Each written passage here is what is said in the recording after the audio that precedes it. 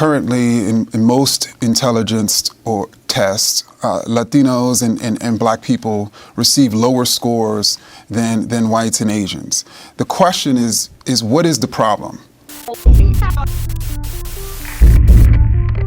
Well, despite New Jersey being ranked as having some of the most racially segregated schools in the nation, I can predict for you how well kids are going to do on the test by and large. Lower income kids are going to do worse.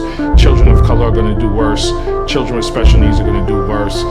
English language learners are going to do worse, because if you're of a certain class, of a certain community, if your parents are well educated, you're more likely to do better on the test. New Jersey's K-12 public school system has already been deemed one of the most segregated in the country. well, Governor Murphy recently has said, hey, we recognize this, that there are inequities. Unfortunately, they say that by third grade, the prison system knows how many beds that they'll need. Metaphorically, it's like having a cat, a dog, and a fish. And the standardized test is who can climb the tree. Now, which one of these three is going to have the advantage in climbing the tree, and which one of these is going to have an inherent disadvantage? But when it comes to Black and Latino households, the state is falling far, far behind in terms of meeting that need. We're a third of the way into the school year, and the state still has not released test scores from the NJSLA, the New Jersey State Learning Assessment that students took last spring. New test scores released today show the educational toll the COVID pandemic has taken on students. The National Assessment of Educational Progress shows declines in test scores across the country in many subjects. The achievement gap in the state of New Jersey is very real. I'm looking at some of the numbers in third grade language arts, for instance, where half of the kids would have hit proficiency 2 years ago. It's down to 40%. Report cards are in, and they show student test scores drop to alarmingly low levels during the pandemic. New Jersey students are rebounding from pre-COVID learning loss, but it's not enough. Really, what we see, especially as it relates to third grade reading, which is a deep concern, is it remains unchanged.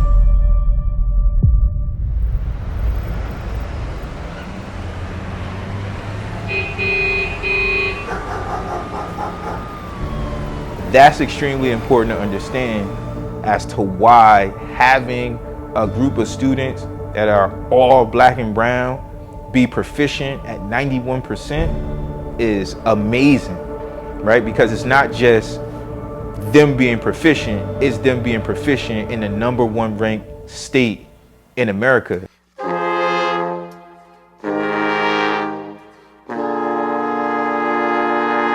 They say Paterson is a city that never stops moving. A rhythm of buses, footsteps, and dreams that don't sleep. Every block has a story, and every story has a dreamer trying to rewrite their tomorrow. But in the middle of it all, there's a school that decided to bet on us. College Achieve Paterson. We're not just scholars here. We're proof that determination can outshine any circumstance. We walk through doors that hold lessons beyond books. Teachers that don't just teach, they see us. They see the hunger in our eyes, the kind of hunger that don't come from food, but from wanting more. Our parents, they fight for us too. Some work in double shifts, some whispering prayers in the early morning light, believing that this education is the bridge between struggle and success. At CAPS, they teach us how to win in the classroom and in life.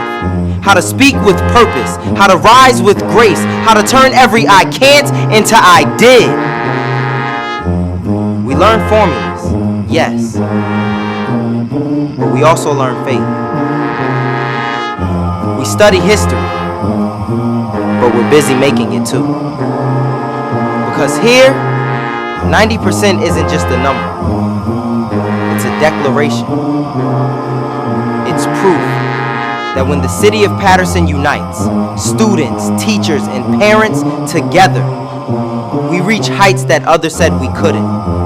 The NJSLA, the test that was supposed to define us, but we decided to redefine it. We didn't just pass, we excelled, way beyond state standards. Some of us, perfect scores, every answer marked with determination. From the hallways of Wall Street, Market Street, and beyond, we carried Patterson on our backs and still stood tall. 90%, that's not the end of the story. That's the beginning of something bigger. We are the scholars who prove that success lives here, in our city, in our families, in the teachers who refuse to give up, and in the students who refuse to be counted out. This is our story, our triumph, our rise. This is 90%, a story of determination and triumph.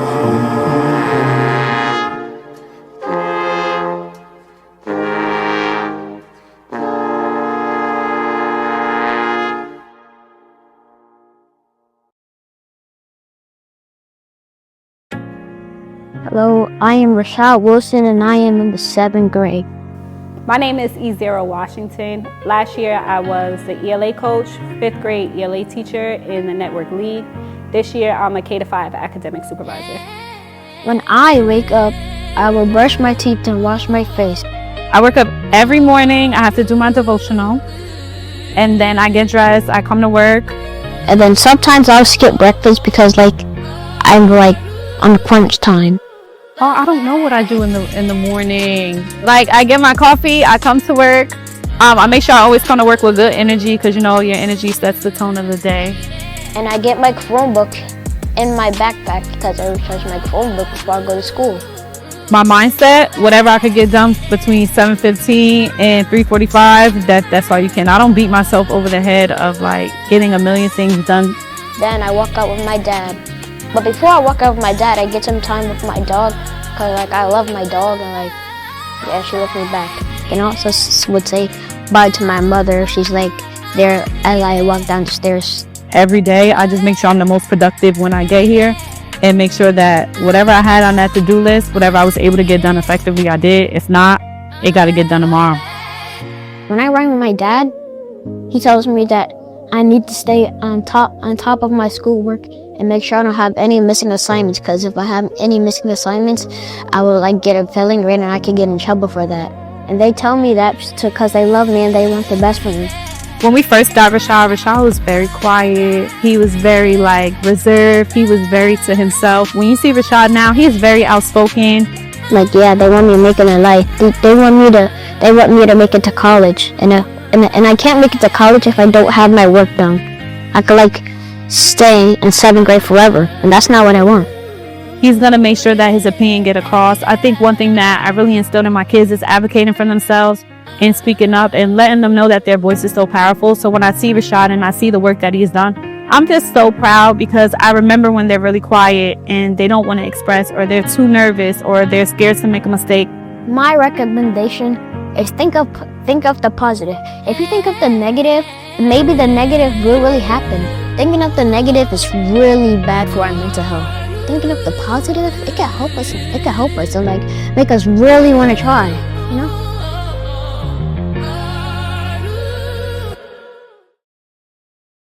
The standardized tests, in particular the New Jersey standardized assessment, is the most rigorous test in America. So we usually get the results for state testing over the summertime. Dr. Mill usually receives them first. So he texts me and he just says the number. He's just 91%. So I'm reading it and I'm okay, there's no way that we talking about the same thing. So I reach back out and I'm NJSLA? And he's yes. And I'm yo, let's go! My name is Dr. Jamar Mills. I'm the co-founder and executive director of College of Chief Patterson Charter School. My name is Mrs. Verda Cespedes. Last year I was the supervisor for ELA in 3rd, 4th, and 5th grade, and this year I am the proud principal here at our K-5 Market Street campus. And so even though our state collectively ranks as #1 in education, the students, when you break down the demographics of Latino and Black students, their rankings begin to decrease significantly. And so that's extremely important to understand as to why having a group of students that are all Black and brown be proficient at 91% is amazing. right? Because it's not just them being proficient, it's them being proficient in the #1 ranked state in America. It felt so good because I knew the work that it took to get there. So I feel like for others looking in, it's 91%. Oh, that's so amazing. But for our town, for our city, for our kids, it's so much bigger than 91%. It goes without saying that when the results came in, it obviously made me really proud. It's not just about the 91%, right? It's the message that we're spreading across the community to other schools, to other cities that are like Patterson. There's a lot of misconceptions that I think people have when it comes to cities like Patterson. And by us getting that 91%, it has people like questioning, hey, what are they doing there that we can do here? What that does is it closes the achievement gap, because on average, the students in 5th grade, no matter what demographic, are somewhere between 50 and 60%, and they're at 91%. That means it's increasing their chance to truly be successful and take control of their path to be great.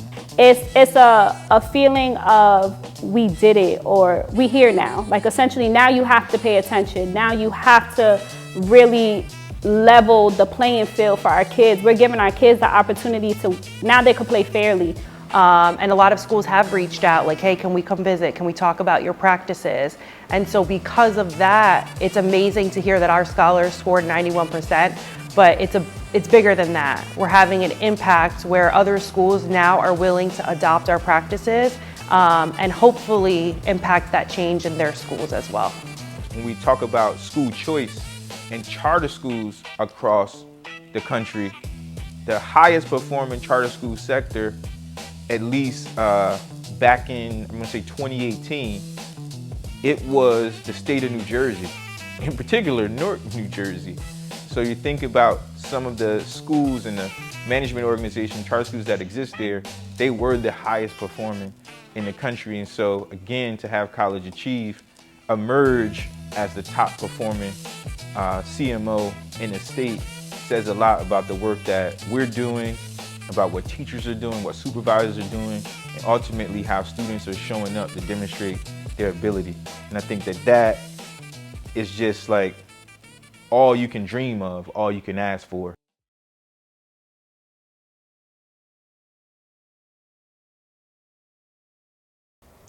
To keep a balance, you have to teach the whole child, and you really have to be transparent on reminding them where they are coming from and where you want them to go.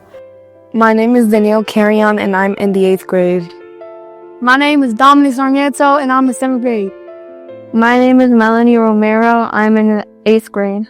My name is Jace Bracken. I'm in the 7th grade. My name is Robinson Cuevas. I'm in 7th grade. My name is Jamar Mills II, and I'm in 8th grade. My name is Valerie Martinez, and I'm in 7th grade. My name is Doran Coltorreal, and I am in 8th grade. So to teach the whole child, you have to pour into them socially, emotionally. You have to make sure that they genuinely feel confident in knowing that they could do it. When they come to school, there's a lot of factors that's already impacting the way that they learn. They need to be in the classroom doing their best and feeling their best. Now that I'm a better reader and writer, that can help me in life because, we will always have to speak fluently in life. Being a better reader and writer has prepared me for life because I know how to do some things now. I know how to restate this, restate that, answer this efficiently. I know how to be on point. Now that I'm a great reader and writer, I think this prepared me for life because before, when I came into College Achieve, I wasn't really good at ELA. I was decent at ELA, but I wasn't great. Once I got into 5th grade, I learned how to master the different skills that there are in ELA. So as a teacher, you're consistently encouraging them, giving them motivation, but there's a level of respect there. It's a level of accountability. You're counting on them to come and show their best, but then you also have to do that. Before, looking back at it now, I would go through my docs and my slides and everything. I would see everything and I would question, how did my teachers understand this? I wasn't writing efficiently. I wasn't finishing stuff. I wasn't writing in a way anybody could understand. and I don't even understand it now. I try to like make myself feel better about it, but it doesn't really affect me anymore now because I know I'm a much, much, much better writer. Being a good writer and reader means that you can have better and bigger conversations with people about things, because when I used to have conversations with people, I used to have it short because I really didn't know much. But now when I start to have conversations with people, it's big, and like I'm able to like keep the conversation going. It allows me to study, of course, but it also allows me to comprehend conversations and debates and texts and everything that I really need to read and write. I can comprehend because of that development that I had with my teachers. My point is to do the best that I can, and I know how to do that now because 5th grade has taught me so much. So in the process of teaching the whole child, after you get them socially, emotionally prepared to learn, now you keep the rigor high. We don't lower the standard because of their home circumstances. We don't lower the standard because of their financial circumstances. We keep the rigor high because then we give them the tools to get there. The work we do is important because we are college achieve. So our mission is college readiness. And so our mission is to not only get scholars to college, but through college.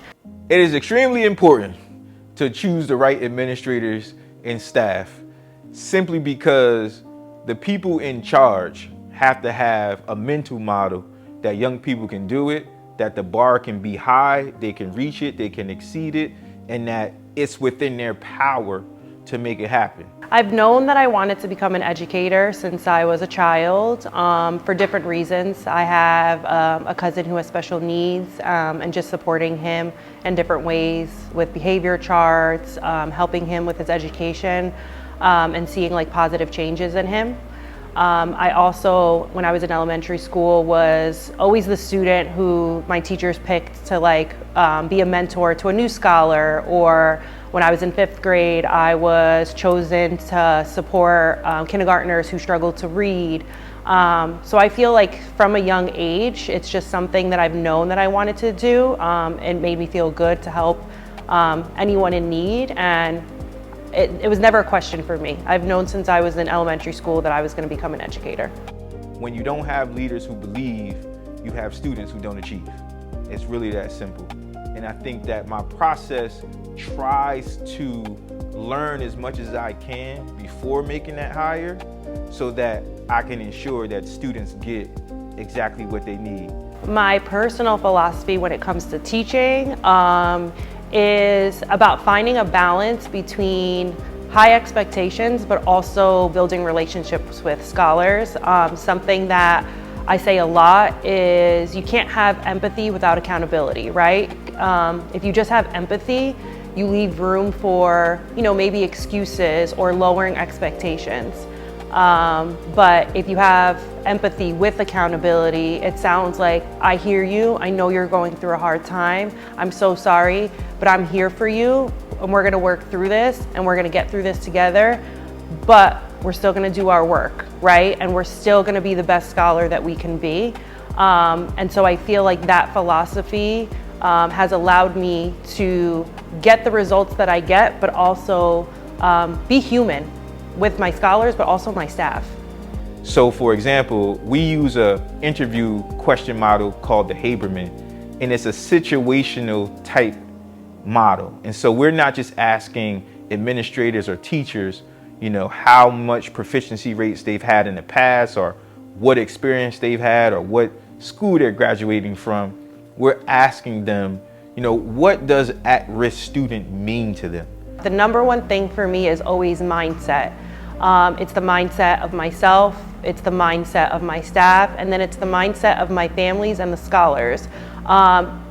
We could have the secret sauce, but if you have someone on your team who doesn't think the recipe works, right, they're not going to execute it in a way, and that's going to impact the scholars. One message to give to my teacher is thank you. Thank you very much. I really needed that education. I really needed that knowledge to help me build up to middle school. A message I would like to say to my teacher, Ms. Washington from ELA, thank you, because coming into 5th grade, I wasn't that persistent in my work and academics, and some things she made us do was like homework every day.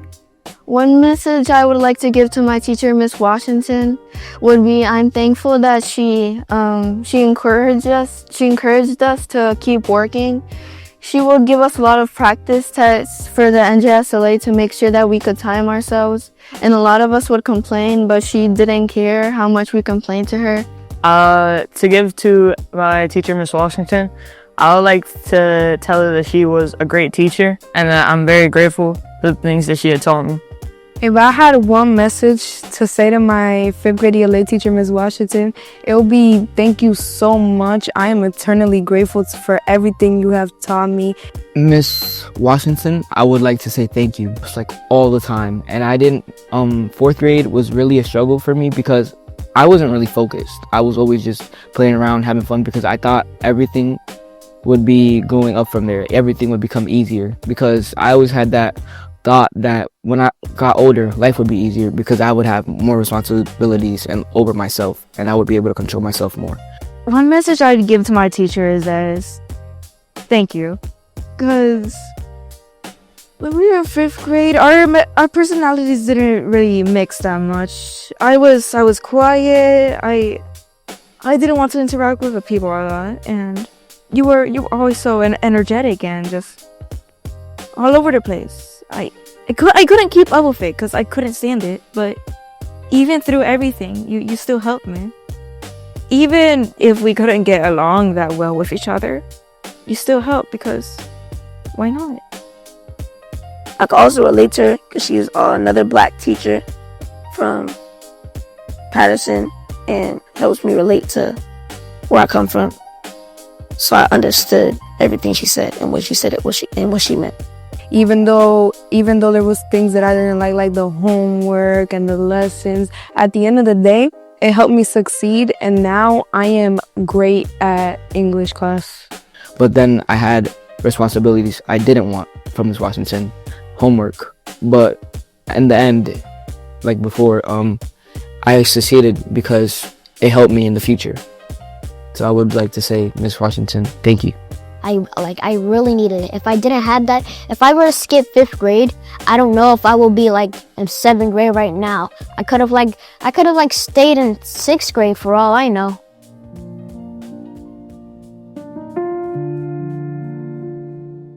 What drives me is I feel like working in education is my purpose. I feel like the development I give as a teacher is the way I pour into other people. That's what keeps me going. To know that like I'm a resource to people around me, that's what keeps me going. Like I would do this work for free. And I feel like although it's tiring, it is hard, it's not easy work, but the outcome of it is worth what you put in. We grew up on love in my household. Everybody felt the love, like my cousins, my grandparents, my parents, like we all grew up on love, but it was a lot of financial struggles. So it was like we went without, I wouldn't say we were poor, but we were poor financially. We wasn't poor in love. We wasn't poor in faith. We were just poor financially. And my mom would get up every day and bust her behind to go to work, to provide for us, to make sure like, we didn't feel the struggle, but I feel like it was very evident. My dad's such a cool dad. My dad, growing up, I seen him every other weekend, but he was a very present dad. My dad lived not too far from us. He lived in Clifton.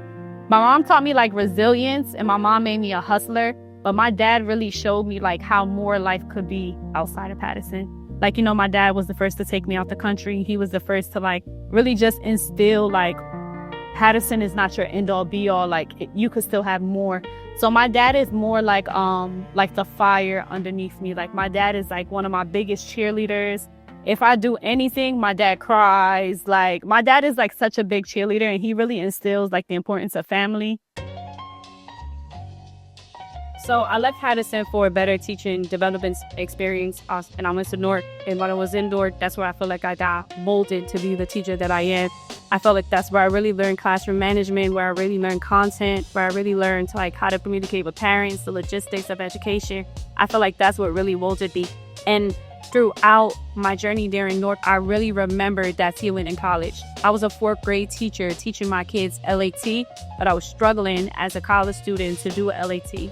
And I remember I met great friends in Newark, which are now here with me in Patterson, Miss Wheeler and Miss Dolbus. And I was like, I'm gonna take everything I learned here in Newark and I'm gonna take it back to my city. And they were like, okay, let's do it. And that's what we did.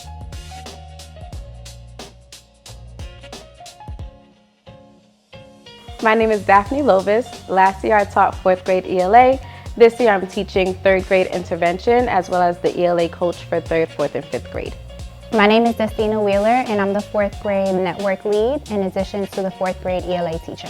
Hello, my name is Maisha Purvis and last year and this year I am working as a 5th grade ELA teacher. I was inspired to become an educator at a very young age. I knew from the very beginning that I wanted to teach children and work with children, but I wanted it to be purposeful. What inspired me to become an educator was knowing that I'm going to be able to take part in shaping and developing the minds of future generations. That is one thing that really inspired me to become an educator. Helping others really inspired me to become an educator because working with the youth, I get an opportunity each and every day to help them find their pathway and accomplish goals. One of the important reasons was that after experiencing education in an urban community as well as in suburban community, I saw the disparities and I wanted to help with closing those learning gaps. So I decided to come teach in a more urban education to help close those learning gaps. My personal philosophy for teaching includes high expectations and continuous motivation. I think that if we set our scholars up for success, we have to hold them to a high standard. My personal philosophy when it comes to teaching is knowing that academics will always be there. It takes time to build personal relationships. My personal philosophy with teaching is that everybody can learn, no matter their level of learning, where they begin, where they end. Every single student can learn. It is our job to make sure that we are meeting them where they are and pushing them to their best abilities. In my view, the work I do is so important to my scholars first because anything valuable that I learn, I want to be able to teach it to my scholars. And anything valuable that my scholars learn, I want them to be able to teach it to their siblings, even their parents. The things that we're doing in this classroom helps the broader community because as an educator, I'm not only teaching them academics, I'm teaching them how to be upstanding citizens. A practice that we need to make sure that we're implementing is alignment. I think that 3rd, 4th, and 5th graders have to be aligned within their classrooms. When students are moving from grade levels, they should not be learning something new. They should be building onto a skill that was already introduced. So what we did in my class to help the students achieve was to be very honest with where they started as well as where they were going. And for me on my end, I made sure I provided intentional feedback. I love teaching ELA, to be honest with you. It gives me a chance just to relive parts of my inner childhood. I've never taught any other subject besides ELA, and to be honest, I don't think I will teach any other subjects besides ELA. As they were working, I made sure that they understood their errors that they may have been having and giving them thinking questions and strategies to be able to tackle those errors on their own, which is what allowed them to be able to take that test on their own and be able to succeed as much as they did. My initial approach when teaching ELA was very teacher-led. I found that I would have my voice on a lot, but through the years I have transitioned to a more student-centered learning environment where students are building onto one another, they're pushing each other's thinking and ultimately learning from one another. I'm very open and honest with that with my children. I let them know that I grew up in Patterson, but I was able to go to not just one college, not two, but 3 different universities. I have 3 different degrees, and it's very important that we know that we're from Patterson. We do have to work harder, but that's okay because great things come from great challenges.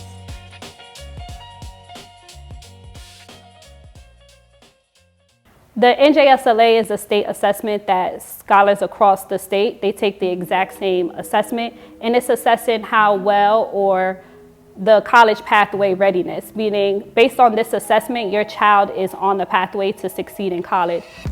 So when we say teach to the test, it means that obviously schools are under a lot of pressure to get results. And so sometimes what happens is they resort to, we're only gonna teach what's on the test. Let's look at the example test. Let's teach them only what's on that. And so what happens is you are essentially, you're pigeonholing scholars, right? Because you're only teaching them certain skills so that you can get results on this test. What they fail to tell you is that although all the scholars are taking the exact same test, not every school district is equipped with the same resources. So our scholars are expected to perform on the same level at the same numbers as the more affluential towns, yet we're given half of the resources.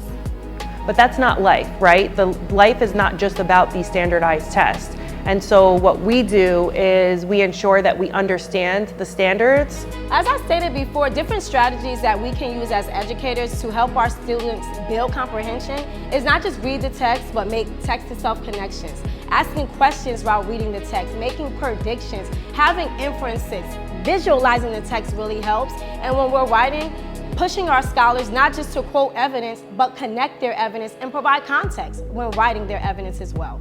And how scholars can apply that into different areas so that they are lifelong readers, so that they know how to have discussions that are rigorous and thought-provoking. And so it's not about teaching to the test.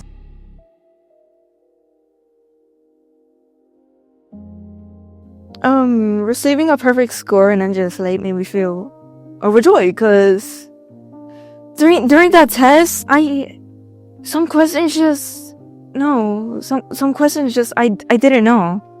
Receiving a perfect score means like perfection, that whole year I worked hard enough for I could get to the spot where I could probably be like one of the best in the school. And it was like, I didn't know how to solve this, I didn't know how to solve that, I didn't know anything, but I still tried. And determination is one thing that gets you through everything, because to get a perfect score in the state test, it was very shocking to me. I honestly don't consider myself that smart, and I was honestly pretty proud that I had been able to do pretty good on it. In 5th grade, I learned that you're not gonna get anywhere if you don't try. You're just gonna stay in the same hole that you dug yourself into if you don't try. I mostly would credit my teacher, Miss Washington, as she had taught me a lot of things related not only to the work at present, but also the work that was to come in future grades. It's your goal to get out and try. Because I tried, and I got the perfect score.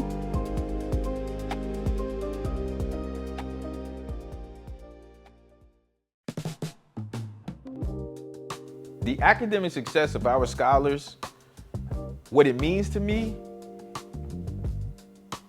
is how I change the city. I feel like the data is the data.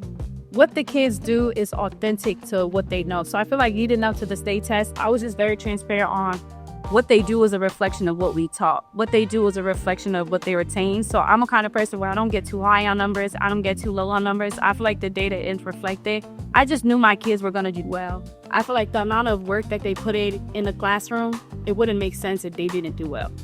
I felt really excited. I felt a feeling of joy after hearing that they scored 91%, because it just goes to show that when you feed into children emotionally as well as academically, they can reach their goals. Right, the success that we have, the young people here have, empowers them to interpret their world. I felt ecstatic knowing that all of the scholars did so well on this standardized state test. It really felt amazing. I'm just excited to know that all of the hard work was well earned and well deserved. It's just an amazing feeling.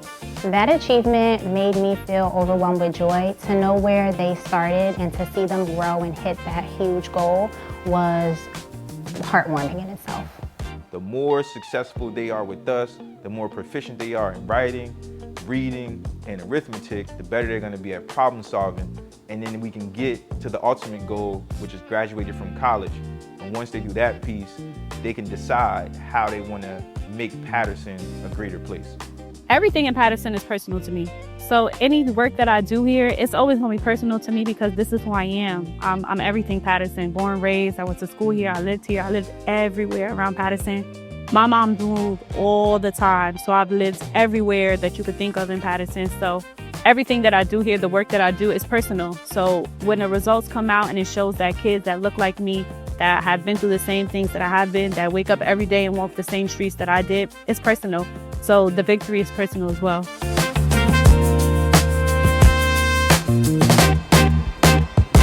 One word to reflect 90% proficiency would be reward.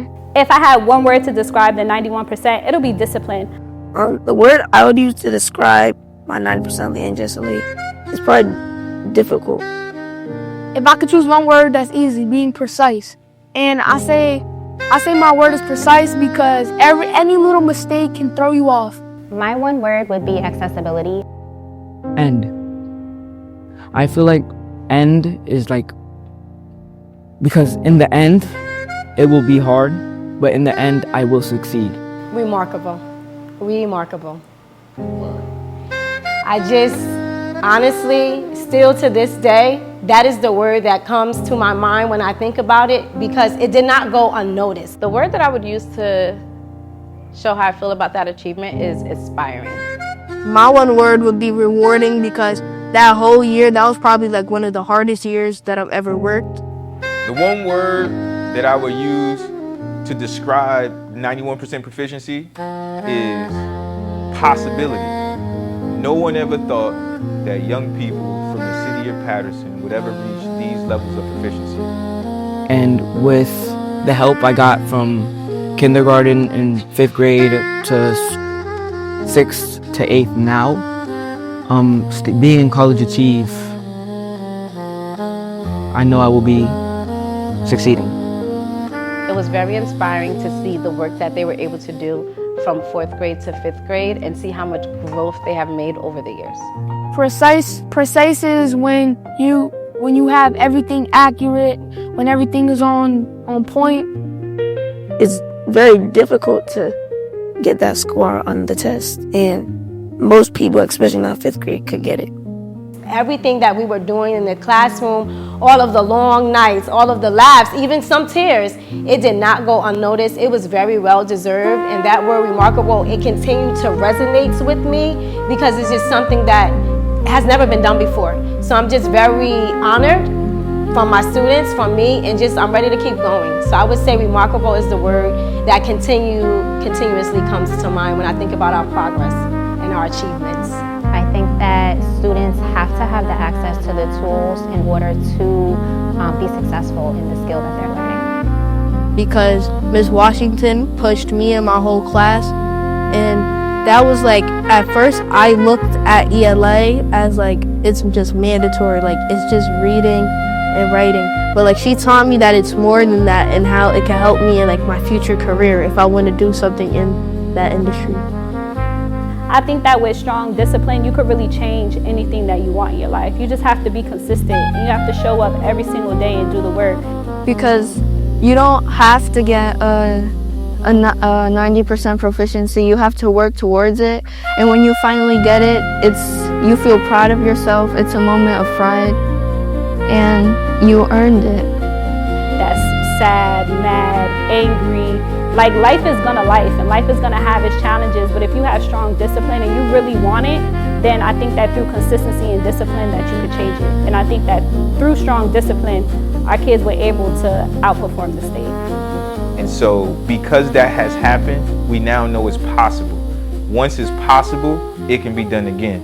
So no different than the Minute Mile, the 91% will happen again and can happen again. It's possible now. Hi, 5th grade scholars. My name is Taisha Williams, and I'm the mom of Logan Williams. I just want to say good luck to you all. Do your best. Hi, scholars. It's Drew's mom. I know today is a really big day for you guys. Today is the day that you're going to show the NJSLA exactly what you're made of. Mari. Just make sure you believe in yourself We believe you. You got this. I just want to send a big shout out to all Catholic students, wishing their best in the NJSLA exam. I just wanted to tell you guys, good luck on your NJSLA exams. Nayara, I hope you do very well on the test. Good luck. I love you.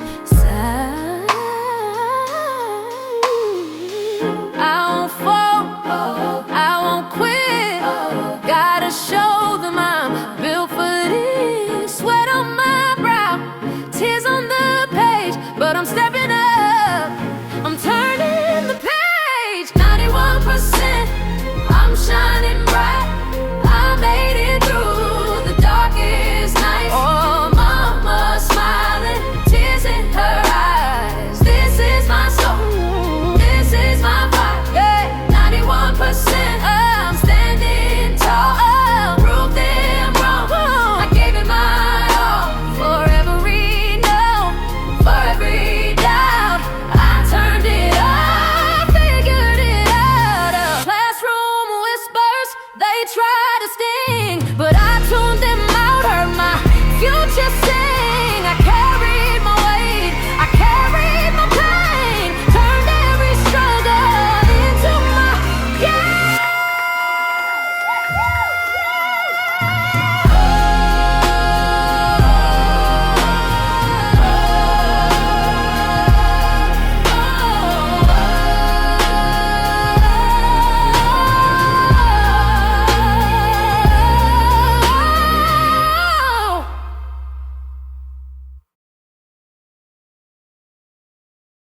I am Mrs. Adriana Verda Cespedes, Principal, College Achieve through and through. College Achieve through and through. College Achieve through and through. My name is Destina Wheeler, College Achieve through and through. College Achieve through and through. My name is Daphne Lovis, College Achieve through and through. College Achieve through and through. My name is Maisha Purvis, College Achieve through and through. College Achieve through and through. College Achieve through and through. College Achieve through and through. I'm Rashad Wilson, College Achieve through and through. My name is Ezra Washington, K-5 Academic Supervisor, College Achieve through and through. I'm Dr. Mills, co-founder and executive director of College Achieve Patterson Charter School. College Achieve through and through.